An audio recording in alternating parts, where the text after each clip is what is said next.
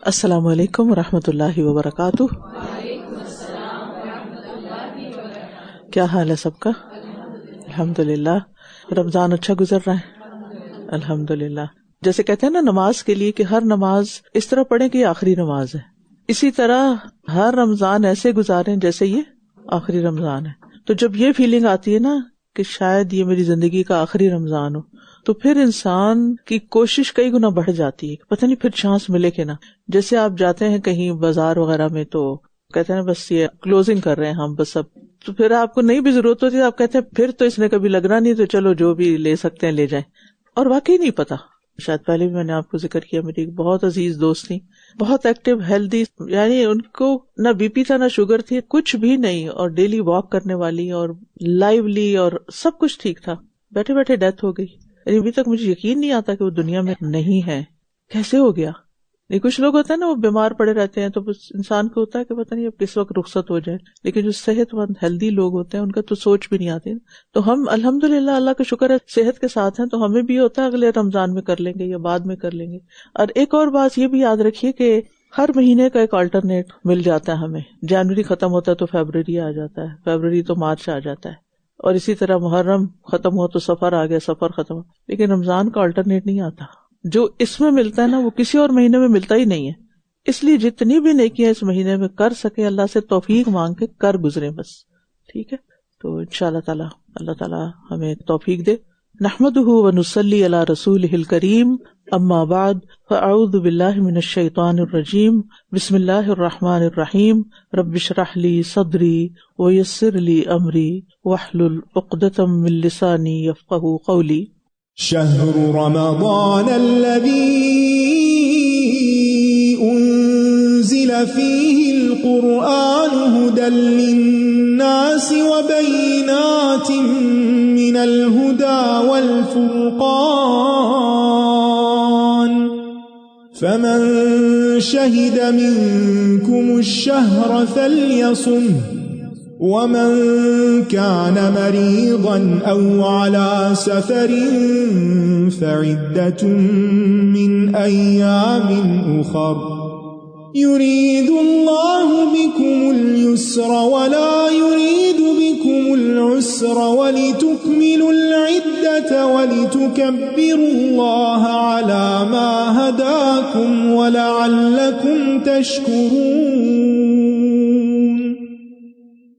رمضان وہ مہینہ ہے جس میں قرآن نازل کیا گیا، جو لوگوں کے لیے سراسر ہدایت ہے، اور اس میں ہدایت اور حق و باطل میں فرق کرنے کے واضح دلائل ہیں۔ تو جو کوئی تم میں سے اس مہینے کو پائے اسے چاہیے کہ اس کے روزے رکھے، اور جو بیمار ہو یا سفر میں ہو تو دوسرے دنوں میں گنتی پوری کر لے۔ اللہ تمہارے ساتھ آسانی چاہتا ہے اور وہ تمہارے ساتھ تنگی کا ارادہ نہیں رکھتا، اور تاکہ تم گنتی پوری کر لو، اور تاکہ جو اس نے تمہیں ہدایت بخشی اس پر اللہ کی بڑائی بیان کرو، اور تاکہ تم شکر ادا کرو۔ قرآن مجید پڑھتے وقت، سنتے وقت، سمجھتے وقت اپنی نیت کو خالص کر لیں، اللہ کی رضا حاصل کرنے کے لیے، اللہ کا قرب پانے کے لیے، اور اپنے عمل اور اخلاق کو بہتر کرنے کے لیے، اپنے آپ کو اس قرآن کے مطابق ڈھالنے کے لیے۔ اللہ سبحانہ وتعالی ہماری زندگی میں اور ہمارے عمل میں برکت ڈالے، ہماری نیکیوں کو قبول کرے، اور جنت کے اعلیٰ درجات عطا فرمائے، اور ہمیں ان لوگوں میں شامل کر لے جنہیں رب کا دیدار نصیب ہوگا۔ آج ہم سورۃ الکہف کی آیت نمبر 71 سے شروع کر رہے ہیں۔ فانطلقا حتى إذا ركبا في السفينة خرقها قال أخرقتها لتغرق أهلها لقد جئت شيئا إمرا، قال ألم أقل إنك لن تستطيع معي صبرا، قال لا تؤاخذني بما نسيت ولا ترهقني من أمري عسرا، فانطلقا حتى إذا لقيا غلاما فقتله، قال أقتلت نفسا زكية بغير نفس لقد جئت شيئا نكرا قال ألم أقل لك إنك لن تستطيع معي صبرا قال إن سألتك عن شيء بعدها فلا تصاحبني قد بلغت من لدني عذرا فانطلقا حتى إذا أتيا أهل قرية استطعما أهلها فأبوا أن يضيفوهما فوجدا فيها جدارا يريد أن ينقض فأقامه قال لو شئت لاتخذت عليه أجرا قال هذا فراق بيني وبينك سأنبئك بتأويل ما لم تستطع عليه صبرا أما السفينة فكانت لمساكين يعملون في البحر فأردت أن أعيبها وكان وراءهم ملك يأخذ كل سفينة غصبا وأما الغلام فكان أبواه مؤمنين فخشينا أن يرهقهما طغيانا وكفرا فأردنا أن يبدلهما ربهما خيرا منه زكاة وأقرب رحما وأما الجدار فكان لغلامين يتيمين في المدينة وكان تحته كنز لهما وكان أبوهما صالحا فأراد ربك أن يبلغا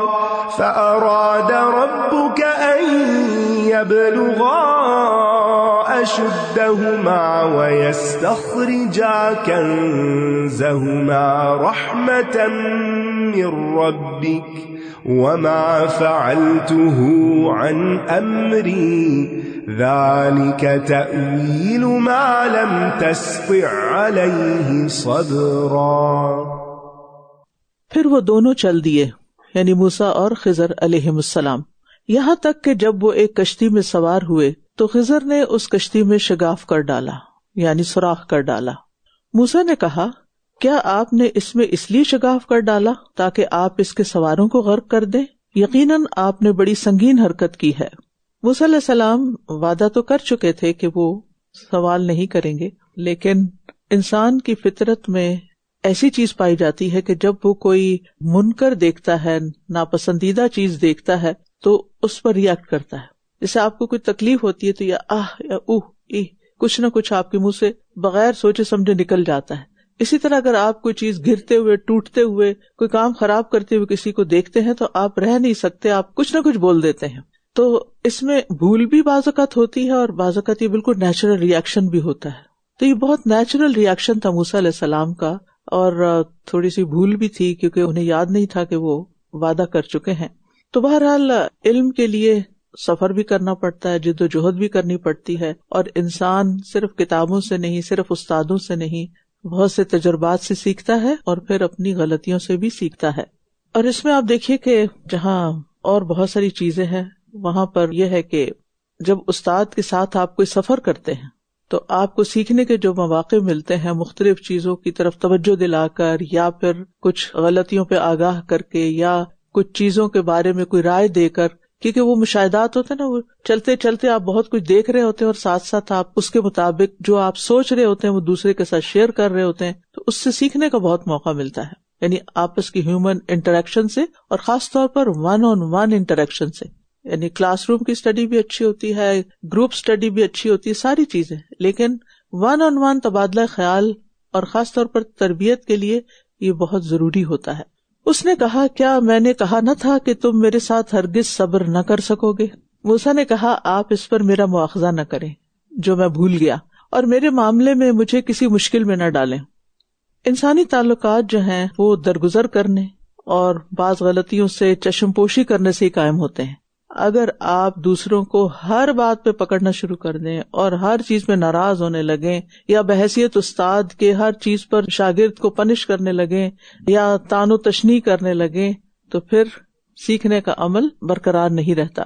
تو انہوں نے کیا کہا کہ I'm sorry، آپ مجھے معاف کر دیں، میرا مواخذہ نہ کریں کیونکہ میں بھول گیا، اور میرے لیے اب میری آپ کی کمپنی کو یا پیروی کو یا سیکھنے کے عمل کو مشکل نہ بنائیں، بلکہ نرمی سے کام لیں، درگزر سے کام لیں، یعنی ان باتوں پر مجھے پکڑے نہیں. پھر وہ دونوں چل دیے، یہاں تک کہ جب وہ ایک لڑکے سے ملے تو اس نے اسے قتل کر دیا. موسیٰ نے کہا کیا آپ نے بغیر کسی جان کے بدلے ایک بے گناہ جان کو قتل کر دیا؟ یقیناً آپ نے ایک انتہائی ناپسندیدہ حرکت کی ہے. بات بھی بہت بڑی تھی اور موسیٰ علیہ السلام سچے بھی بہت تھے، اور یہ نہیں کہ اندر کچھ تھا اور اوپر کچھ، انہوں نے جو سوچا وہ انہوں نے اظہار خیال کر دیا. اور اگر دیکھا جائے تو بچے کا قتل بظاہر ایک منکر عملی ہے جس کی طرف انہوں نے ذکر کیا، اور ویسے بھی چونکہ وہ پیغمبر تھے نا تو ان کا تو کام بھی منکرات سے روکنا تھا. اور پھر یہ کہ انسان جو کام بہت فریکوینٹلی کرتا ہو وہ آٹو پہ آ جاتا ہے، اس کی ایسی عادت ہو جاتی ہے کہ جب وہ چیز سامنے آتی ہے تو انسان بے سوچے سمجھے بھی اس کی طرف چل پڑتا ہے. اس نے کہا کیا میں نے تم سے کہا نہ تھا کہ تم میرے ساتھ ہرگز صبر نہ کر سکو گے؟ اب یہاں آپ دیکھیں کہ ایک معلم کی حیثیت سے فالتو بات نہیں کرتے، نہ زیادہ نہ کم، وہی جملہ پھر دوہرا دیتے ہیں. موسیٰ نے کہا اگر اس کے بعد میں آپ سے کسی چیز کے بارے میں سوال کروں تو آپ مجھے ساتھ نہ رکھیں. خود ہی اپنی سزا تجویز کر دی، یقیناً آپ کو میری طرف سے عذر مل گیا. یہاں یہ بڑی اہم بات پتہ چلتی ہے کہ علم جو ہے وہ صبر کے ذریعے ہی حاصل کیا جا سکتا ہے، بلکہ کسی بھی چیز میں کامیابی حاصل کرنے کے لیے صبر کرنا بے حد ضروری ہے. کچھ بھی پانے کے لیے بہت سے لوگ کسی یونیورسٹی میں، کسی کالج میں، کسی پروگرام میں ایڈمیشن لیتے ہیں، کیا 100% پاس آؤٹ ہوتے ہیں؟ نہیں ہوتے. کوئی نہ کوئی کہیں نہ کہیں پیچھے رہ جاتا ہے. کیوں؟ اس لیے کہ جس طرح کے ان کو حالات پیش آتے ہیں اس میں وہ صبر نہیں کر سکتے. اسی طرح بعض لوگوں کو کوئی ذمہ داری دی جاتی ہے، اس ذمہ داری کا تو ایک بوجھ ہوتا ہے، تو کچھ لوگ ہوتے ہیں بوجھ اٹھا کے منزل تک بس پہنچ ہی جاتے ہیں کسی طرح، لیکن کچھ لوگ ہوتے ہیں کہتے ہیں ہم سے نہیں اٹھایا جاتا، یہ بڑا. کیوں؟ وجہ کیا؟ فرق کس چیز کا؟ صبر کی کمی. یعنی آپ دیکھیے کہ جتنی بھی ہماری زندگی میں پیچھے رہنے والی چیزیں نا، وہاں صبر کی کمی ہوگی. اور پھر آپ دیکھیے کہ موسیٰ علیہ السلام کے اندر ایک اعلیٰ درجے کا اخلاق بھی پایا جاتا ہے، اور وہ کیا کہ اپنی غلطی کو تسلیم کرنے کے ساتھ یہ بھی کہ میں آپ پر اب بوجھ نہیں بننا چاہتا، مجھے لگتا ہے کہ میں ساتھ نہیں چل سکتا. پھر وہ دونوں چل دیے، یہاں تک کہ جب وہ ایک بستی والوں کے پاس آئے، انہوں نے وہاں کے رہنے والوں سے کھانا مانگا تو انہوں نے ان کی مہمان نوازی سے انکار کر دیا. پھر ان دونوں کو وہاں ایک دیوار ملی جو گرنے کے قریب تھی، تو اس نے اسے سیدھا کھڑا کر دیا. موسیٰ نے کہا اگر آپ چاہتے تو اس پر کچھ اجرت ہی لے لیتے. پھر تبصرہ کر دیا، کیونکہ برے لوگوں کے ساتھ بھی حسن سلوک کرنا چاہیے. حسن سلوک صرف اس چیز کا نام نہیں کہ جو آپ سے اچھا کرے آپ اس کے ساتھ اچھے کریں، تو جنہوں نے اچھا نہیں کیا ان کے ساتھ بھی اچھا کرنا چاہیے. تو خضر نے تو اسی جذبے کے تحت کیا، اور اللہ کا حکم تھا بیسیکلی، لیکن چونکہ اب کمٹمنٹ پوری ہو چکی تھی اس لیے اس نے کہا یہ میرے اور تمہارے درمیان جدائی کا وقت ہے. بس اتنا ہی سیکھنا تھا. میں جلد ہی تمہیں ان باتوں کی حقیقت بتاؤں گا جن پر تم صبر نہ کر سکے. تو آپ دیکھیے کہ بار بار ایک لفظ ریپیٹ ہو رہا ہے، اور وہ کیا؟ صبر. آپ دیکھیے کہ اللہ سبحانہ تعالیٰ نے ایک سورت اتاری ہے العصر کے نام سے، والعصر ان الانسان لفی خسر. قسم ہے زمانے کی، یقیناً انسان، الانسان، سب انسان خسارے میں، نقصان کی طرف جا رہے ہیں. الا الذین آمنوا، سوائے ان لوگوں کے جو ایمان لائے، وعملوا الصالحات، نیک عمل کیے، وتواصوا بالحق، حق کی تلقین کی، وتواصوا بالصبر، صبر کی تلقین کی. علماء کہتے ہیں کہ اگر قرآن میں سے صرف ایک یہ سورت اترتی تو ہماری کامیابی کے لیے کافی تھی. اور کامیاب ہونے کے لیے 4 کام ضروری ہیں: ایمان، نیک عمل، اور اتنا ہی کافی نہیں. نیک عمل آپ کر نہیں سکتے جب تک آپ ایک دوسرے کو انکریج نہ کرتے رہیں، حق کی تلقین نہ کرتے رہیں، یعنی آپ سیکھتے سکھاتے نہ رہیں، اس کو بتاتے نہ رہیں، شیئر نہ کرتے رہیں، کیونکہ شیئر کرنے سے اپنا بھی تازہ ہو جاتا ہے نا. اور وتواصوا بالصبر، جب آپ ایمان لا کر نیک کام کر کے حق کی تلقین شروع کریں گے تو کیا ہوگا؟ مشکلات آئیں گی، چھوٹی بھی اور بڑی بھی، اور بڑی بڑی بھی آئیں گی.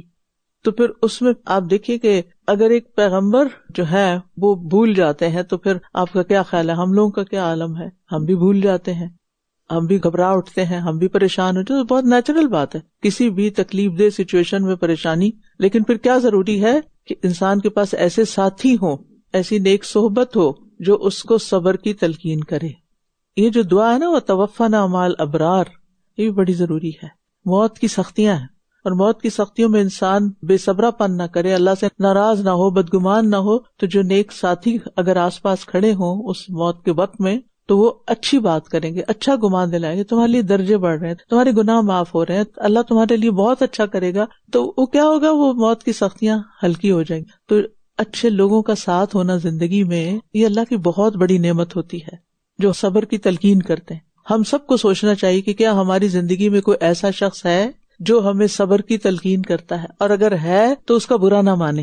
کیونکہ بعض اوقات اگر کسی کو یہ کہا جائے نا کہ اچھا کوئی بات نہیں صبر کر لو، تو وہ کہتے ہیں تمہارے پاس اور کوئی نصیحت نہیں کرنے کو سوائے اس کے کہ صبر کر لو، ہر کوئی مجھے ہی کہتا ہے صبر کر لو. تو بہرحال صبر کے بغیر تو کامیابی ہے ہی نہیں نا. بعلم ان النصر مع الصبر، جان لو کہ کامیابی یقینی طور پر صبر کے ساتھ ہے. کسی بھی چیز میں آپ کامیاب ہونا چاہتے ہیں صبر کے ساتھ چلنا پڑے گا. اور پھر ایک اور بات یہ ہے کہ جہاں بہت قریبی تعلق ہو نا اور بار بار ٹکراؤ کی صورت پیش آ رہی ہو تو وہاں بار بار ملامت کرنا، بار بار شکایت کرنا، پھر اس سے محبتیں ختم ہو جاتی. تو پھر انسان کو تھوڑا سا رخ بدل لینا چاہیے. ایسی سچویشن ہی کم آئے. مثلا آپ کی زندگی میں اگر کوئی ایسا شخص ہے کہ جس سے آپ جب بات کریں لڑائی ہوتی ہے تو پھر کیا کرنا چاہیے، بات کم کر دینی چاہیے. یہ حال ہے اس کا. ٹھیک، یہ نہیں کہ روٹ کے بیٹھ جائیں، موڈ آف کر لیں، نہیں، ٹھیک ہے نارمل رہیں، یس یس کرتے جائیں. کیونکہ آپ کو پتا ہے اگر آپ نے نو کہی تو بہت کام خراب ہو جائے گا. تو کیا ضرورت ہے اپنے سر پہ ہر وقت وبال لینے کی. انسان یعنی تھوڑا سا اپنے اندر تبدیلی کر لے. ٹھیک ہے. جہاں تک کشتی کا معاملہ ہے تو وہ چند مسکینوں کی تھی جو سمندر میں کام کرتے تھے. اب انہوں نے بتا دیا کہ انہوں نے یہ کام کیے کیوں، اس کے پیچھے حکمت کیا تھی.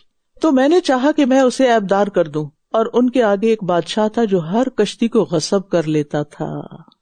تو اسے یہ پتہ چلتا ہے کہ اللہ سبحانہ تعالیٰ بعض اوقات انسان کو ایک چھوٹی مشکل میں اس لیے ڈالتا ہے تاکہ بڑی سے بچ جائے. اور ہم بے صبرے ہو جاتے ہیں، ہم نے اتنی دعائیں کر لی ہیں، ہمارا یہ مسئلہ ہی حل نہیں ہوتا. نہیں، اللہ تعالیٰ کچھ اور چاہتا ہے. اور ایک اور بات یہ بھی پتہ چلتی ہے کہ کسی کو نقصان سے بچانے کے لیے اس کے مال سے اس کی اجازت کے بغیر اس میں کوئی تصرف کیا جا سکتا ہے، یعنی اس کے اندر کوئی تبدیلی کی جا سکتی ہے. کیا آپ اجازت کے بغیر کسی کے گھر میں گھس سکتے ہیں؟ نہیں. لیکن اگر اللہ نہ کرے کہ کسی کے گھر میں آگ لگی ہو تو پھر کیا کریں گے، اجازت لیں گے؟ نہیں. تو ایک ہوتے ہیں عام زندگی کے اصول، لیکن کچھ ایکسیپشنل صورتیں ہوتی ہیں جہاں اصولوں سے ہٹ کے بھی کام کرنا پڑتا ہے اور اس کی ریزن ہوتی ہے، اور وہ انتہائی مجبوری کے عالم میں. اس صورت سے ہمیں بہت کچھ سکھانا مقصود ہے، لہٰذا ہم وہ سیکھیں. اور وہ کیا کہ ہماری زندگی میں اگر کوئی کمی ہے، کوئی نقصان ہے، کوئی ہماری مرضی کے خلاف چیز ہو گئی ہے یا ہو رہی ہے تو اس کے پیچھے ضرور کوئی رحمت یا بھلائی پوشیدہ ہے جو ہمیں نظر نہیں آ رہی. اور جہاں تک لڑکے کا تعلق ہے تو اس کے والدین مومن تھے، تو ہمیں ڈر ہوا کہ وہ انہیں اپنی سرکشی اور کفر سے عاجز کر دے گا. سبحان اللہ. اس لیے اللہ نے ان کو حکم دیا کہ اس کو ابھی ختم کر دو. بعض اوقات بعض بچے بچپن میں فوت ہو جاتے ہیں، پیدا ہوتے ہی فوت ہو جاتے ہیں، بعض جوانی میں فوت ہو جاتے ہیں، اور والدین کے لیے بہت بڑا دکھ ہوتا ہے. لیکن اس وقت بھی اللہ سے اچھا گمان رکھنا چاہیے کہ شاید اسی میں میرے لیے خیر تھی، یا اللہ تعالیٰ اولاد دیتا ہی نہیں کسی کو، تو وہ سوچے اسی میں میری خیر تھی، کوئی پتہ نہیں ہوتی تو میرے لیے کتنی بڑی مصیبت ہوتی. اور بعض اوقات اللہ تعالیٰ ایمان والوں پہ ایسی آزمائشیں بھیجتا ہے نا، جس کا ایمان جتنا زیادہ ہوتا ہے اس کے لیے اتنا ہی بڑا کوئی صدمہ یا حادثہ یا کوئی چیز آ جاتی ہے زندگی میں. بچوں کی وفات جو ہے وہ بہت بڑا صدمہ ہے جو والدین کی کمر توڑ کے رکھ دیتا ہے، لیکن اس میں بھی کوئی خیر ہوتی ہے جو ہمیں نظر نہیں آ رہی ہوتی. تو اصل بات یہ کہ ایمان کا امتحان ہے نا، تو اللہ کے فیصلوں پر راضی رہنا چاہیے. جو اس نے دیا اور جو وہ لے لے اسی کا اختیار ہے، اور اسی کا فیصلہ، اور اس کے ہر فیصلے میں خیر اور حکمت ہے. تو ہم نے چاہا کہ ان دونوں کو ان کا رب اس کے بدلے اس سے زیادہ پاکیزگی والا اور شفقت میں قریب تر بچہ عطا کرے، اور اس کا کوئی آلٹرنیٹ دے دے. تو بعض اوقات تو بچے کے بدلے بچہ دے دیتا ہے، اور بعض اوقات بچے کے بدلے کوئی اور چیز دے دیتا ہے. ہم سمجھتے ہیں یہ ہمارا حق تھا، ہمیں مل رہی ہے، حالانکہ وہ کسی خاص سچویشن میں صبر کرنے کا اجر ہو سکتا ہے، اور ہم اس کو فار گرانٹیڈ لے رہے ہیں کہ بس ٹھیک ہے لے لیا ہم نے. تو نیک اور صالح اولاد جو ہوتی ہے وہ والدین کے لیے زیادہ بہتر ہوتی ہے بنسبت ایسی اولاد کے کہ جو انسان کے لیے وبال جان ہو. اور نیک اولاد کون سی ہوتی ہے؟ جو اپنے عمل اخلاق میں پاکیزہ بھی ہو اور والدین اور رشتہ داروں کے ساتھ صلہ رحمی کرنے والی ہو اور احسان کا معاملہ کرنے والی. اور جہاں تک دیوار کا معاملہ ہے تو وہ شہر کے 2 یتیم لڑکوں کی تھی اور اس کے نیچے ان دونوں کا خزانہ تھا اور ان کا باپ نیک آدمی تھا. تو تیرے رب نے چاہا کہ وہ اپنی جوانی کو پہنچے اور تیرے رب کی مہربانی سے اپنے خزانے کو نکال لیں، اور یہ میں نے اپنی رائے سے نہیں کیا، یہ ہے حقیقت ان باتوں کی جن پر تم صبر نہ کر سکے. انہوں نے کیا کیا؟ یتیموں پر مہربانی کی، کیونکہ ہر پیغمبر کی جو تعلیمات تھی، ان کے جو بنیادی اصول تھے نا، کہ معاشرے کے جن سیگمنٹ کے ساتھ بھلائی اور احسان کی روش اختیار کری، اس میں ایک یتیم ہے. اور ہم جانتے ہیں کہ یتیم کی پرورش کرنا، اس کی کیئر کرنا اور اس کا خیال رکھنا کس قدر فائدے کی چیز ہے. اور عبداللہ بن مسعود جو تھے، یہ آیت پڑھ کے روتے تھے، وَكَانَ أَبُوهُمَا صَالِحًا، اور وہ اپنے بیٹے کو دیکھ کے کہتے تھے، تیرے لیے اے میرے بیٹے، یعنی میں یہ قیام کر رہا ہوں، یعنی میں یہ راتوں کو اٹھتا ہوں تیرے لیے دعائیں کرنے کے لیے. سعید بن مسیب اپنے بیٹے سے فرمایا کرتے تھے، میں تمہارے لیے اپنی نماز میں اضافہ کروں گا اس امید پر کہ تمہاری حفاظت ہو. تو اس سے بڑی خوبصورت بات پتہ چلتی ہے کہ اگر ہم چاہتے ہیں کہ ہماری اولاد کی حفاظت ہو، کیونکہ قیمتی چیزیں ہوتی ہیں نا، تو دل میں فکر و غم لگا رہتا ہے، پتہ نہیں ان کا کیا بنے گا ہمارے بعد. تو پھر کیا کریں؟ اللہ کی طرف رجوع کریں، اللہ سے مانگیں. پہلے بھی میں نے یہ بات کہی تھی کہ اگر آپ چاہتے ہیں اولاد کی حفاظت ہو تو کیا کریں؟ اپنے اعمال درست کر لیں، اللہ سے اپنا تعلق مضبوط کر لیں، اور اولاد کی اصلاح کے لیے اللہ کے آگے سجدوں کی کثرت کریں، کیونکہ اللہ تعالیٰ نیک آدمی اور اس کی اولاد کی حفاظت کرتا ہے. اور پھر یہ کہ فوراً کسی چیز پر ری ایکشن نہ دیا کریں، اپنا فوری ری ایکشن نہیں ہونے چاہیے. یہ بھی ایک سبق یہاں سے ملتا ہے، کیونکہ اگر موسیٰ علیہ السلام ایسا نہ کرتے تو شاید ہمیں بہت ساری اور باتیں سیکھنے کو مل جاتی. اور پھر یہ ہے کہ علم حاصل کرنے کی کوشش جاری رکھنی چاہیے. اور پھر یہ بھی ہے کہ رزق کا مالک اللہ ہے، اللہ نے کیسے ان کے خزانے کی حفاظت کی. اور یہ بھی پتہ چلتا ہے کہ تھا وہ نیک آدمی، لیکن اس کے پاس خزانہ اتنا تھا کہ زمین میں بہت کچھ دفن کیا ہوا تھا. تو اس کا کیا مطلب ہے کہ نیک آدمی کے پاس بھی دولت ہو سکتی ہے. کسی کے پاس دولت ہونا کوئی عیب کی بات نہیں ہے، اللہ ہی کہ حلال سے کمائی ہو اور اس کا جائز حق ہو. ٹھیک ہے، کیونکہ جو ہی ہمیں پتہ چلتا ہے نا کہ فلاں نیک آدمی کے پاس یہ چیز ہے تو ہم کہتے ہیں اس کے پاس کہاں سے آ گئی. نیک آدمی تو کوئی فقیر ہی ہونا چاہیے، مجبور اور معذور ہی ہونا چاہیے. اور بعض علماء نے یہ کہا کہ وہ خزانہ جو تھا وہ علم کا خزانہ تھا. بہرحال یہ ایک رائے ہے. ابن عباس کہتے ہیں یہ سونا چاندی نہیں تھا، علم کی دفن شدہ تحریریں تھی. اور حسن بصری کہتے ہیں کہ علم سے بڑا خزانہ کون سا ہو سکتا ہے کہ کوئی والدین اپنی اولاد کے لیے علم چھوڑ جائیں. اور پھر یہ ہے کہ کسی بھی کام کے لیے انسان کو مسلسل محنت اور کوشش کرنی ہوگی، تب جا کر کامیابی حاصل ہوتی ہے. وَيَسْأَلُونَكَ عَنْ ذِي الْقَرْنَيْنِ قُلْ سَأَتْلُو عَلَيْكُمْ مِنْهُ ذِكْرًا إِنَّا مَكَّنَّا لَهُ فِي الْأَرْضِ وَآتَيْنَاهُ مِنْ كُلِّ شَيْءٍ سَبَبًا فَأَتْبَعَ سَبَبًا حَتَّى إِذَا بَلَغَ مَغْرِبَ الشَّمْسِ وَجَدَهَا تَغْرُبُ فِي عَيْنٍ حَمِئَةٍ وَوَجَدَ عِندَهَا قَوْمًا قُلْنَا يَا ذَا الْقَرْنَيْنِ إِمَّا أَن تُعَذِّبَ وَإِمَّا أَن تَتَّخِذَ فِيهِمْ حُسْنًا قَالَ أَمَّا مَنْ ظَلَمَ فَسَوْفَ نُعَذِّبُهُ ثُمَّ يُرَدُّ إِلَى رَبِّهِ فَيُعَذِّبُهُ عَذَابًا نُكْرًا وَأَمَّا مَنْ آمَنَ وَعَمِلَ صَالِحًا فَلَهُ جَزَاءً الْحُسْنَى وَسَنَقُولُ لَهُ مِنْ أَمْرِنَا يُسْرًا ثُمَّ أَتْبَعَ سَبَبًا حَتَّى إِذَا بَلَغَ مَطْلِعَ الشَّمْسِ وَجَدَهَا تَطْلُعُ عَلَى قَوْمٍ لَمْ نَجْعَلْ لَهُم مِّن دُونِهَا سِتْرًا كَذَلِكَ وَقَدْ أَحَطْنَا بِمَا لَدَيْهِ خُبْرًا.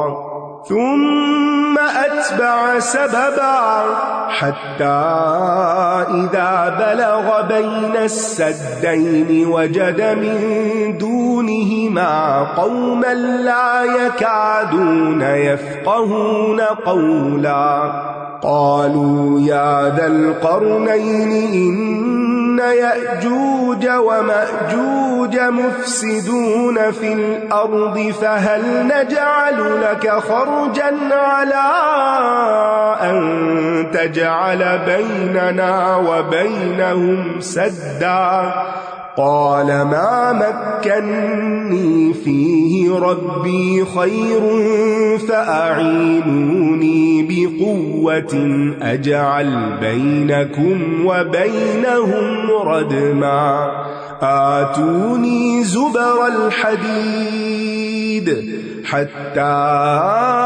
إذا ساوى بين الصدفين قال انفخوا حتى إذا جعله نارا قال آتوني أفرغ عليه قطرا فما استطاعوا أن يظهروه وما استطاعوا له نقبا قال هذا رحمة من ربي فإذا جاء وعد ربي جعله دكا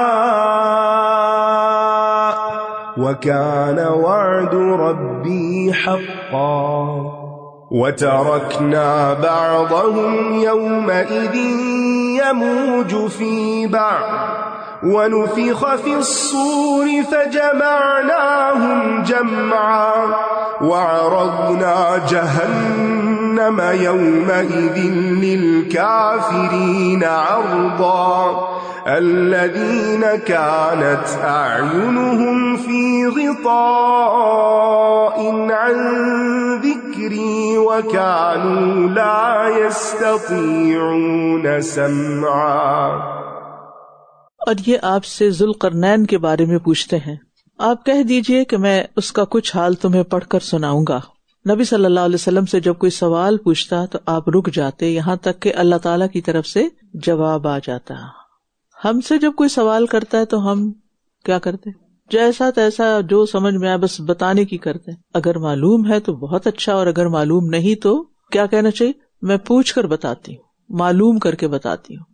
تو یہ ذوالقرنین کے بارے میں لوگوں نے سوال کیا کہ وہ کون تھا. ذوالقرنین ایک نیک عادل بادشاہ تھا، جیسا کہ ان آیات سے پتہ چل رہا ہے، اور قرآن نے اس کے بارے میں بس اتنی خبر دی ہے جس میں ہمارے لیے سبق ہے. اس کو ذوالقرنین کیوں کہا جاتا ہے، اس کی کئی ایک وجوہات بتائی گئی ہیں، لیکن ان کو جاننا بھی ضروری نہیں. بہرحال اصل ضرورت اس چیز کی ہے کہ ہم اس کے کردار پر غور کریں اور اپنا موازنہ کریں کہ ہمارے اندر کیا ایسی خوبیاں ہیں. بے شک ہم نے اسے زمین میں اقتدار دیا تھا اور اسے ہر چیز کے اسباب عطا کیے تھے. ہر شخص کو کچھ نہ کچھ اسباب ملے ہوتے ہیں کچھ کام کرنے کے. کچھ لوگ اسباب اختیار کر لیتے ہیں، ان سے کام لیتے ہیں، اور کچھ ان اسباب کو اختیار نہیں کرتے. اپرچونٹی سب کے پاس ہوتی ہیں. اور پھر یہ کہ انا مکننا لہو فی الارض، اللہ نے اس کو زمین میں اختیار دیا تھا، آسمانوں میں نہیں. زمین کا کوئی بادشاہ آسمانوں تک نہیں پہنچ سکتا، چاہے فرعون چاہے کہ میں کسی طرح پہنچ جاؤں، نہیں.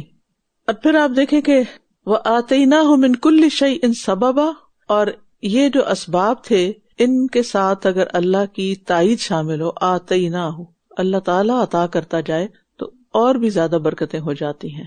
اور پھر یہ ہے کہ انہوں نے کیا کیا، فَأَتْبَعَ سَبَبًا، تو وہ ایک راستے پر چلا، انہوں نے اسباب کا پیچھا کیا، کام شروع کیا، یعنی جو اختیارات ملے تھے ان کو اور جو اسباب ان کو میسر تھے انہوں نے ان کو کام میں لانا چاہا.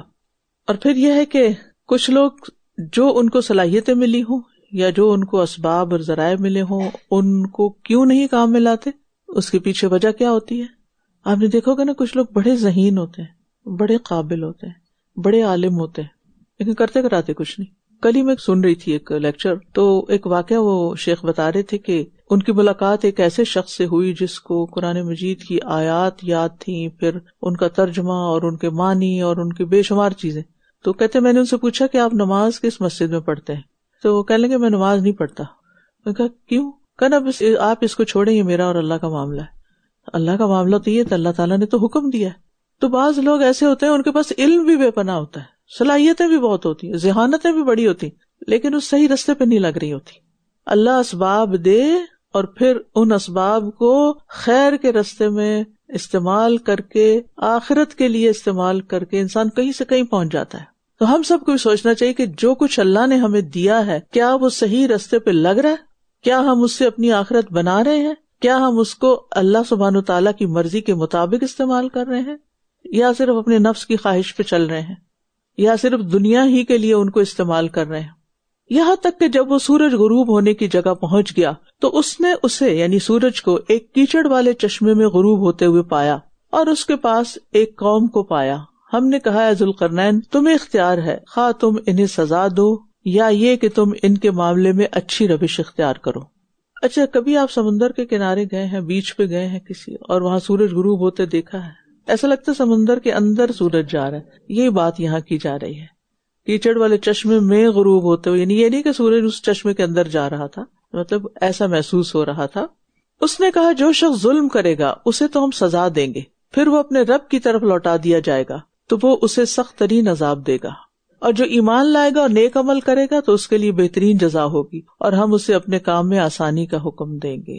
عادل بادشاہ تھا نا، اور لوگوں کا خیر خواہ. اب آپ دیکھیے کہ یعنی دنیا کے ایک ایسے حصے میں گیا اللہ کی دین کی بات کرنے کے لیے، اللہ کا پیغام پہنچانے کے لیے، کہ جہاں جا کر اس نے اپنے اختیارات کو بہترین طریقے سے استعمال کیا. اللہ تعالیٰ نے کیا فرمایا؟ چاہو تو انہیں سزا دو، چاہے تو اچھی روش اختیار کرو. تو انہوں نے کیا چوز کیا؟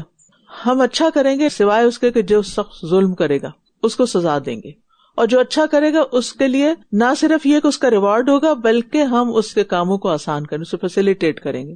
پھر وہ ایک اور راستے پہ چلا. اب یہ نہیں کہ وہاں جا کے اس نے گھر بنا لیا اور پھر وہ وہیں رہ گیا اور وہ انہی سے بس کام لینے لگا. پھر کیا ہوا کہ یہ سیٹل ہو گیا معاملہ، اب کسی اور طرف رخ کرو.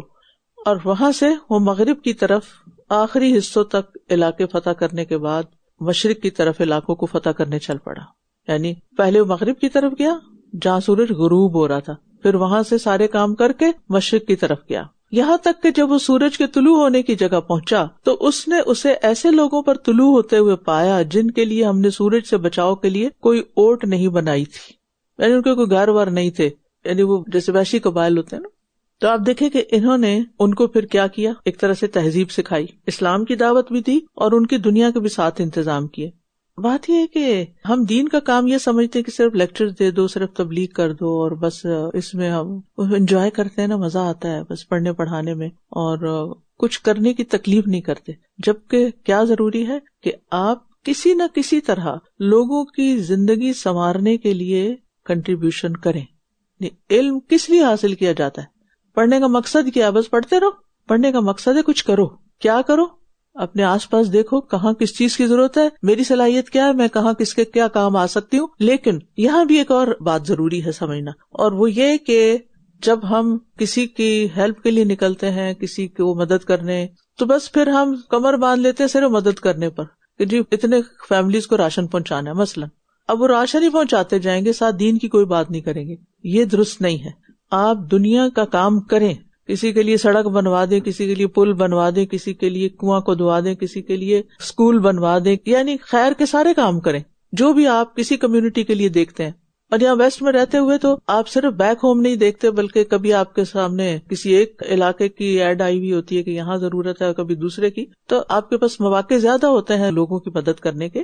لیکن میک شور کہ یہ صرف مادی مدد نہ ہو، یہ صرف دنیا کی حد تک بات نہ ہو، بلکہ اس کے ساتھ اللہ کا پیغام دیا جائے. اس کے لیے آپ ایسے طریقے سوچیں کہ میں جس کے پاس راشن لے کر جاؤں گی وہاں پر تھوڑی بیٹھ کے بات بھی کروں گی، اور اس کو کسی کلاس سے جوڑوں گی، کوئی چیز، کوئی کتاب، کوئی کارڈ دے کر آؤں گی، کوئی ویب سائٹ سے لنک کر کے آؤں گی، یعنی اس کا کنیکشن لگا کے آؤں گی اللہ کے ساتھ.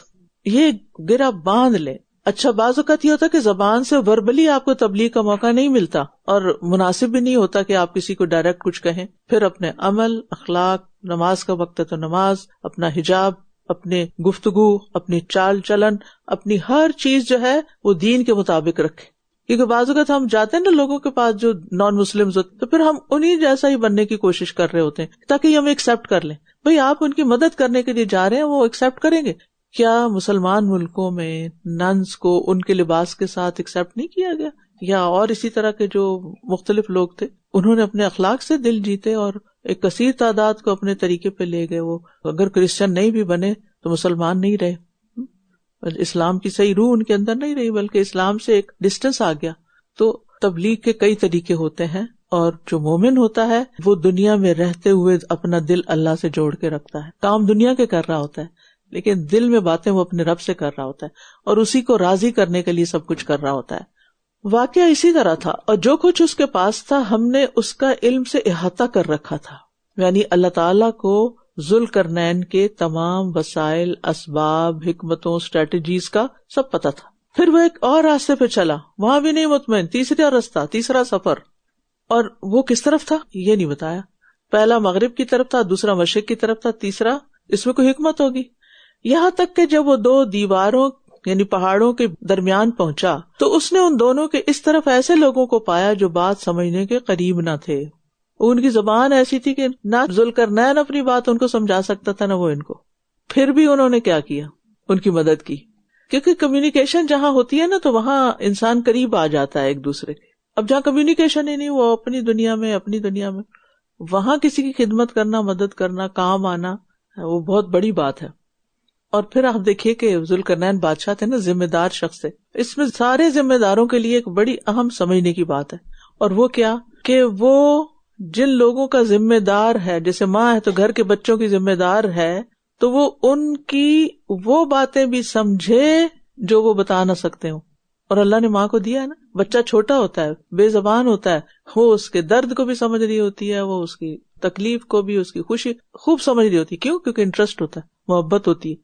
ایسے ہی 4 لوگوں پہ بھی آپ ذمہ دار ہیں نا, تو ان سے ایسا کنیکشن رکھیں کہ ان کی ان کہی جانے کہ وہ کیا چاہتے ہیں. یعنی آپ کو سمجھنا آنا چاہیے, لوگوں کو سمجھنے کی کوشش کریں, صرف اعتراضات نہ کیا کریں, صرف ان کی شکایتیں نہ لگایا کریں. آپ خود ان کو جس طرح سمجھ سکتے ہیں کوئی اور نہیں سمجھ سکتا. انہوں نے کہا ہے ذوالقرنین, بے شک یاجوج اور ماجوج اس زمین میں فساد کرتے ہیں, تو کیا ہم تمہارے لیے کچھ خرچ کا انتظام کر دیں؟ اشاروں سے باتیں کی ہوں گی, اس شرط پر کہ تم ہمارے اور ان کے درمیان ایک دیوار بنا دو. تو اس سے کیا پتہ چلتا کہ یاجوج ماجوج کیا نسل انسانی میں سے نہیں تھے؟ ٹھیک ہے نا, جن تھوڑی تھے, یا کچھ اور تو نہیں تھے مخلوق.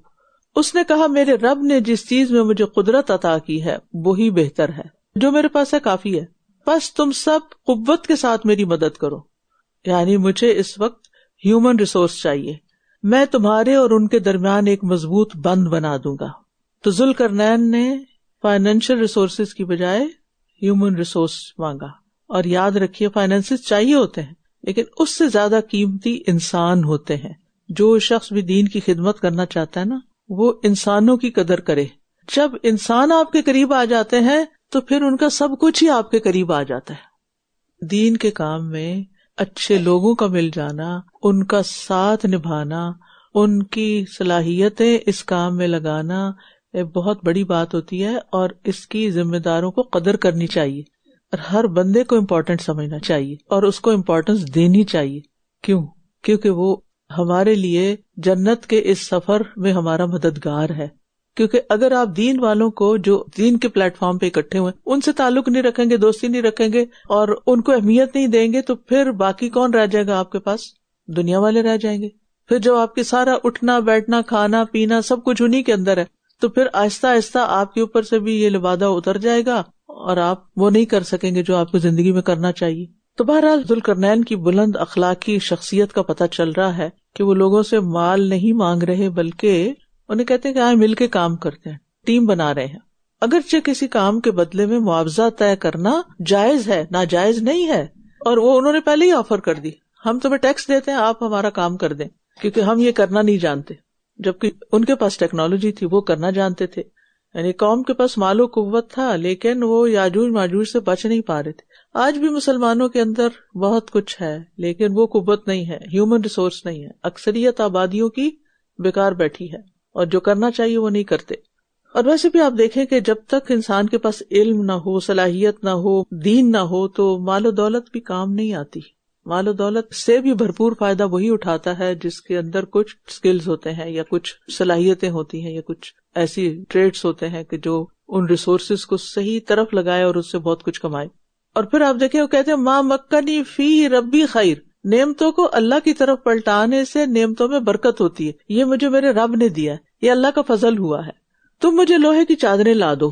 یہاں تک کہ جب اس نے ان دونوں پہاڑوں کے درمیانی خلا کو برابر کر دیا تو کہنے لگا پھونکو. یہاں تک کہ جب اس نے اسے آگ بنا دیا تو کہا لاؤ میرے پاس کہ میں اس پر پگھلا ہوا تانبا انڈیل دوں.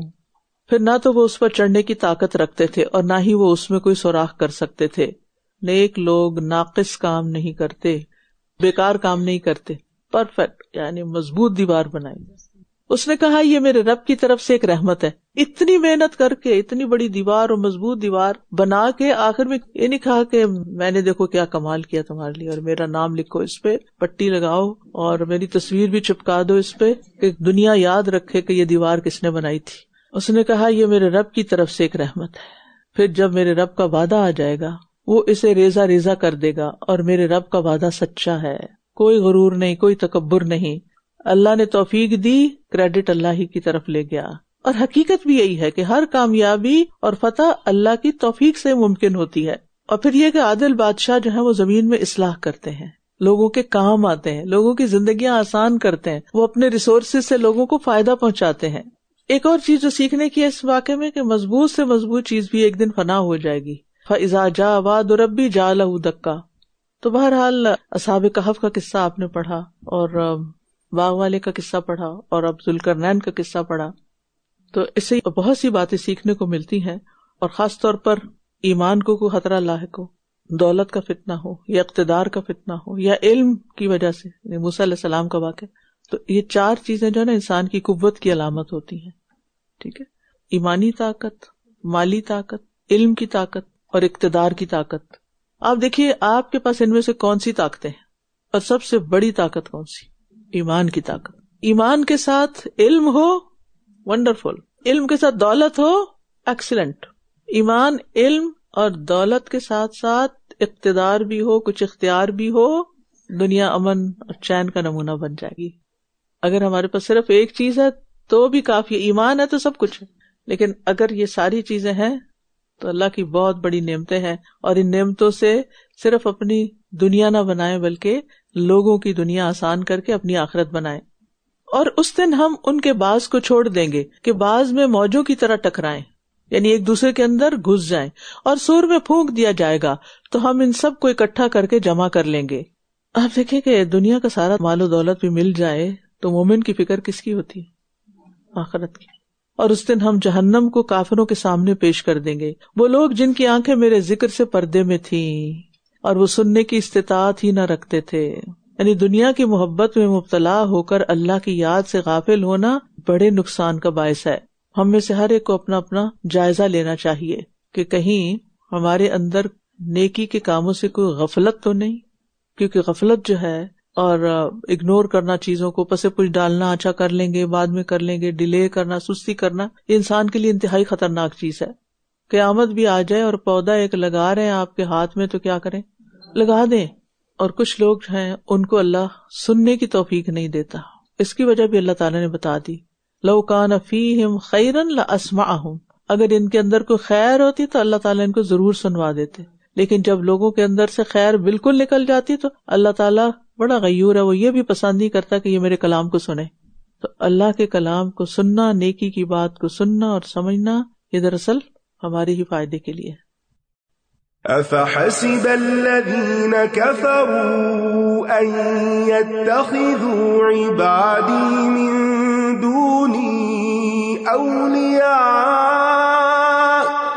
إِنَّا أَعْتَدْنَا جَهَنَّمَ لِلْكَافِرِينَ نُزُلًا قل هل ننبئكم بالأخسرين أعمالا الذين ضل سعيهم في الحياة الدنيا وهم يحسبون أنهم يحسنون صنعا أولئك الذين كفروا بآيات ربهم ولقائه فحبطت أعمالهم فلا نقيم لهم يوم القيامة وزنا ذلك جزاؤهم جهنم بما كفروا واتخذوا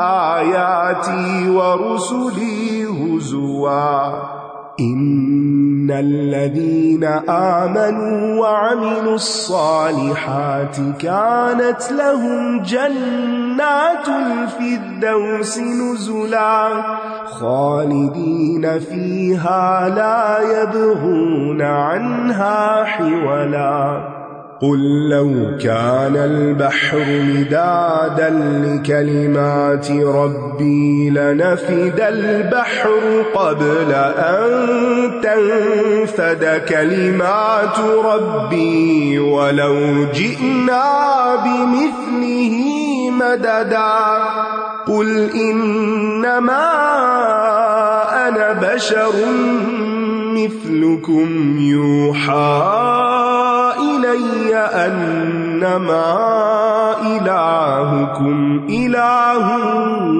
واحد فمن كان يرجو لقاء ربه فليعمل عملا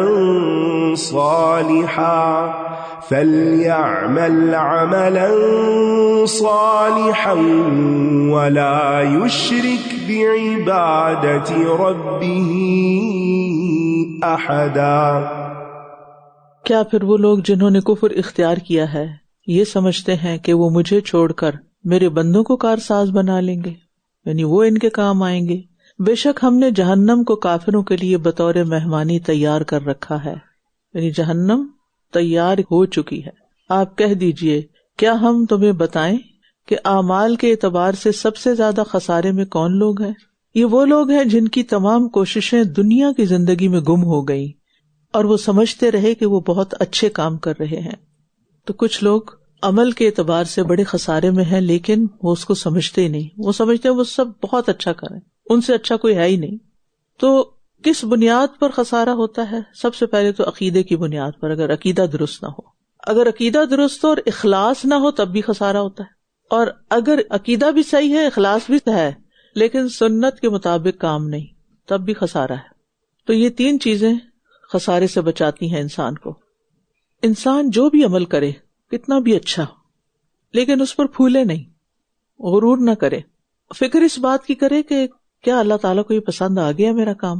جسے آپ دنیا میں کسی کو خوش کرنے کے لیے کچھ پکاتے ہیں، اس کو کچھ بنا کے دیتے ہیں، تو پھر آپ کی سب سے بڑی فکر کیا ہوتی ہے کہ اس کو پسند آیا کہ نہیں، اسے پسند آ جائے۔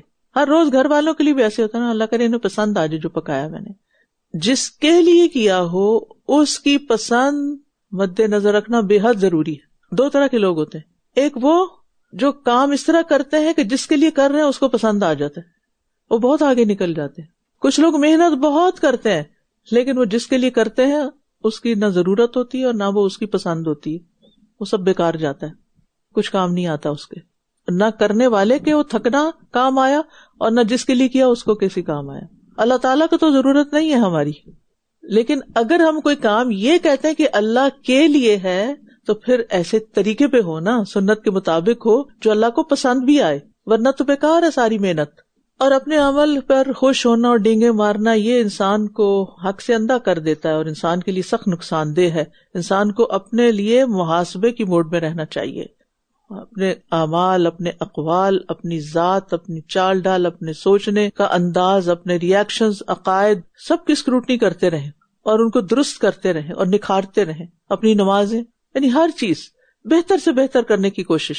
یہی وہ لوگ ہیں جنہوں نے اپنے رب کی آیات اور اس کی ملاقات کا انکار کیا تو ان کے اعمال ضائع ہو گئے، پس قیامت کے دن ہم ان کے لیے کوئی وزن قائم نہ کریں گے، یعنی برباد ہو گئے، اکارت ہو گئے، بیکار ہو گئے، کچھ فائدہ نہ ہوا انہیں ساری محنت کرنے کا۔ دنیا کا بڑے سے بڑا خسارہ ہونا کوئی معنی نہیں رکھتا اس کے سامنے جو انسان کو آخرت میں اپنے اعمال کا کچھ صلہ نہیں ملے گا، جب وہ سب سے بڑا خسارہ ہے کہ آپ سمجھتے ہیں میں نیکیاں کر کر کے آگے بھیج رہا ہوں اور آگے ان کا کوئی وزن ہی نہیں، کیونکہ وہ اخلاص پر مبنی نہیں تھی، ایمان کے ساتھ نہیں تھی۔ یہی جہنم میں ان کا بدلہ ہے، اس لیے کہ انہوں نے کفر کیا اور میری آیات اور میرے رسولوں کو مذاق بنا لیا۔ بے شک جو لوگ ایمان لائے اور انہوں نے نیک عمل کیے ان کے لیے فردوس کے باغات بطور مہمانی ہوں گے، وہ ان میں ہمیشہ رہنے والے ہیں، وہ کہیں اور منتقل نہ ہونا چاہیں گے، وہ جنت سے نکلنا نہیں چاہیں گے۔ جنت میں ہر شخص اپنے مقام سے راضی ہوگا، اس پر خوش ہوگا۔ دنیا میں تو ہم اپنے گھر سے کیوں خوش نہیں ہوتے؟ کیونکہ ہمیں اپنے سے زیادہ کسی اور کا گھر اچھا لگ رہا ہوتا ہے، لیکن وہاں ایسا نہیں ہوگا۔ وہاں جس کو جو ملے گا اس پہ مطمئن ہوگا کہ بہت اچھا ملا، تو اللہ سے بہت راضی ہوگا۔ لیکن یہ راضی ہونے والے بھی نا وہ ہوں گے جو دنیا میں راضی رہتے ہیں اللہ کی تقسیم پر۔ اگر یہاں نہیں نہ سیکھا آپ نے راضی ہونا تو کل وہاں پھر داخلہ مشکل ہے۔ آپ راضی نہیں اللہ سے، نہ اللہ کی تقسیم پہ راضی ہیں، نہ اس کی تقدیر پہ راضی ہیں، نہ اس کے فیصلوں پہ راضی ہیں، کسی وقت کسی بات پہ راضی نہیں ہے، نہ اللہ سے راضی نہ بندوں سے راضی، ہر ایک سے شکایت ہے۔ تو سوچئے کہ اس ناشکری کے ساتھ پھر اللہ کے سامنے کیسے جا کے کھڑے ہوں گے اور کیا انعام پائیں گے۔ اور جنت کی جو ڈیکوریشن ہوگی، جو اس کی خوبصورتی ہوگی، اس کو کوئی تبدیلی نہیں کرنا چاہیں گے۔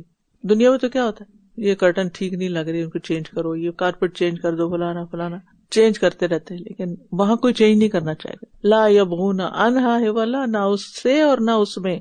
آپ کہہ دیجئے اگر میرے رب کے کلمات لکھنے کے لیے سمندر روشنائی بن جائے تو یقیناً سمندر ختم ہو جائے گا اس سے پہلے کہ میرے رب کے کلمات ختم ہوں، اور اگرچہ ہم اس کی مانند اور بھی سمندر اس کی مدد کے لیے لے آئیں۔ اللہ کے کلمات انلمیٹڈ، ہمیں کتنے کلمات آتے ہیں اس کے سکھائے ہوئے۔ آپ کہہ دیجئے بے شک میں تو تم جیسا ہی ایک انسان ہوں، میری طرف وحی کی جاتی ہے کہ تمہارا معبود صرف ایک ہی معبود ہے۔ تو جو کوئی بھی اپنے رب سے ملاقات کی امید رکھتا ہو اسے چاہیے کہ وہ نیک عمل کرے اور اپنے رب کی عبادت میں کسی اور کو شریک نہ کرے۔ تو رب سے ملاقات کی تیاری کر لیں، کیونکہ جلد یا بدیر ہونی ہی ہونی ہے، اور یہ ہماری زندگی کا ایک مقصد ہونا چاہیے کہ میں دنیا میں اللہ سے ملنے کی تیاری کر رہی ہوں، جو بھی کام کر رہی ہوں میں اپنا اخلاق اچھا کیوں بناؤں۔ آپ جب دنیا میں کسی انسان سے ملنے کے لیے جاتے ہیں کوئی تیاری کرتے ہیں، یہاں آنے کے لیے تیاری کرتے ہیں، تو آگے جانے کے لیے بھی تو تیاری ہونی چاہیے نا، اور اللہ سے ملاقات کے لیے بھی تیاری ہونی چاہیے، اور اس کے لیے اچھے کپڑے تو نہیں چاہیے کیونکہ وہ تو عمل کا ہی لباس چاہیے، وہاں پر اچھا اخلاق چاہیے، اور اللہ سے ملاقات میں نا اس کا دیدار بھی شامل ہے۔ وَأَسْأَلُكَ لَذَّةَ النَّظَرِ إِلَىٰ وَجْهِكَ۔ اور اس میں آپ دیکھیے کہ رسول اللہ صلی اللہ علیہ وسلم کو کس طرح تواضع سکھایا گیا کہ آپ مخلوق پہ فخر نہ کریں، آپ کیا کہیں لوگوں کو، میں آپ جیسا ہی ایک انسان ہوں، بس یہ کہ مجھ پر وحی ہے، ٹھیک ہے۔ جب آپ لوگوں کو دین کی دعوت دینے جائیں گے تو کیا کہیں گے، ہم آپ جیسے ہی ہیں، بس یہ کہ الحمدللہ اللہ نے مجھے قرآن کا علم دیا جو میں آپ کے ساتھ شیئر کرنے آئی ہوں، دیٹس اٹ۔ ہیوملٹی ہے، یہی بتانا چاہ رہی کہ دین کے مبلغ کے اندر عاجزی، انکساری، ہیوملٹی ہوتی، وہ کچھ پڑھ کے کچھ بن نہیں جاتا، وہ لوگوں کے ساتھ اس طرح معاملہ کرتا ہے جیسے وہ انہی میں سے ایک ہو۔ یہ جو کلچر چل پڑا ہے نا کہ کچھ لوگ اپنے آپ کو بہت اہم پرسنالٹی بنا لے، سیلیبریٹی کلچر جس کو آپ کہیں گے، اس سے گریز کرنا چاہیے۔ لوگوں کے ساتھ کیسا معاملہ رکھے، ایسا کہ جس میں وہ آپ کے ساتھ کمفرٹیبل ہو۔ ایک روایت کے مطابق سورۃ الکہف کی آخری 10 آیات کا یاد کرنا، حفظ کرنا بھی دجال کے فتنے سے محفوظ رکھتا ہے۔ استاذہ، جو ذوالقرنین کی سٹوری تھی جس میں ان کو زبان سمجھ نہیں آئی، تو مجھے بڑی ایک امیزنگ بات سمجھ آئی یہاں سے کہ کبھی کبھی ہمیں بھی لوگوں کی بات سمجھ نہیں آ رہی ہوتی یا ان کو ہماری بات سمجھ نہیں آ رہی ہوتی، کیونکہ کبھی کبھی انڈیویجول ڈفرینسز ہوتے ہیں۔ تو یہاں سے میں نے اپنے لیے ایک لیسن سیکھا کہ نہ بھی سمجھ آ رہی ہو مگر ان کے ٹیلنٹ کو اللہ کے لیے ابھارنا ہمارا کام ہے، اور پھر اسی اسکل کو جو ان کے اندر ہے ان کو اللہ سے اٹیچ کرنا ہے، کیونکہ ایونچولی ہم نے لوگوں کو اپنے سے تو اٹیچ نہیں کرنا، جیسا بھی ان کا اسٹائل ہے، ان کے اسکل کو ابھار کے اللہ کے ساتھ اٹیچ کرنا جو ہے وہ اصل کام ہے۔ بالکل، اصل بات یہ ہے کہ ان کو کام لگا دیں، ضروری نہیں کہ وہ آپ کے پسندیدہ ہوں، بڑے محبوب ہوں تو پھر ہی آپ ان کے ساتھ بھلائی کریں، ہر ایک سے بھلائی کریں، کوئی آپ کے مزاج کے موافق ہے تب بھی، کوئی مخالف ہے تب بھی، کیونکہ آپ کی زندگی کا اصل مقصد یہ ہے کہ لوگ کسی کام کے بن جائیں، اپنی صلاحیتیں استعمال کر کے اپنی آخرت کمائیں۔ تو پھر اگر ان پریفرنسز میں پڑے رہے کہ اس کو تو میں زیادہ توجہ دوں اور اس کو کم دوں تو پھر انصاف نہیں ہوگا. جو بھی علم اللہ تعالیٰ نے ہمیں دیا ہے ہم اپنی صلاحیتوں کو لوگوں کے لیے استعمال کریں, لوگوں کی صرف مادی مدد نہ کریں بلکہ ان کو اللہ کا پیغام بھی پہنچائیں. ہاں, یہ بڑی اہم بات کی آپ نے کہ صرف مالی مدد کرنا کافی نہیں بلکہ انہیں کسی کام کا بنائیں, کیونکہ مالی مدد کا ہم رحم کھا کے کسی کو سپورٹ دے دیتے ہیں, چلے ٹھیک ہے دینی چاہیے, ضرورت کے وقت کو بھوکا ہے کھانا کھلائیں, کپڑا چاہیے دیں اور ضرورتیں پوری کریں اس کی, لیکن اتنا کافی نہیں ہے. انہیں کسی کام کا بنائیں. یہ کسی پر آپ کی سب سے بڑی مہربانی ہوگی کہ وہ کچھ کرنے کے قابل ہو جائے, اس کے اپنے پاؤں پہ کھڑا کریں, اس کے ایمان کو مضبوط کریں, اس کے علم میں اضافہ کریں, اس کے سکلز کو پہچان کے اس کو کام دیں, کام میں لگائیں. استاذہ جی, یہ جو ہم نے سیکھا کہ بار بار ملامتیں کرنا محبتیں ختم ہو جاتی ہیں اس سے, اور رشتوں میں اگر ہم دیکھیں شوہر بیوی کا رشتہ ہو یا بچوں کے ساتھ ہمارا رشتہ یا کسی کے ساتھ بھی, دوستوں کے ساتھ بھی جو معاملات ہیں, وہی کچھ 4-5 عادتیں ہوتی ہیں جو ہمیں اریٹیٹ کر رہی ہوتی ہیں اور ہم انہیں کو بار بار ٹوک رہے ہوتے ہیں. تو اگر ہم ان پہ صبر کرنا سیکھ جائیں, رک جائیں ان پہ ملامتیں کرنا, تو ہمارے رشتے اور بہتر ہو سکتے ہیں. بالکل, ہم چاہتے ہیں بچوں کی اصلاح ہو جائے لیکن ہم ملامت کرنے سے باز نہیں آتے. ان کو جتنی ملامت کرتے ہیں اتنی وہ اور دور جاتے ہیں, تو پھر اصلاح کہاں سے ہوگی؟ تو تھوڑا سا صبر کر کے رک جائیں اور ان کو قریب کر لیں, ٹرسٹ بلڈ کریں اور پھر اس کے بعد کوئی نصیحت کریں. استاذہ یہ ہے نا وکانا ابوہما صالحا, یعنی انسان اگر خود نیک ہوگا نا تو اللہ تعالیٰ اس کی لیگیسی کو بھی چلاتا رہے گا, یعنی اس کے مرنے کے بعد بھی اس سے متعلق چیزوں کی حفاظت ہوتی رہے گی. اگر بعد میں ہوگی تو کیا زندگی میں وہ نہیں کرے گا؟ کرے گا. ہماری خلوص میں کچھ کمی ہوتی ہے.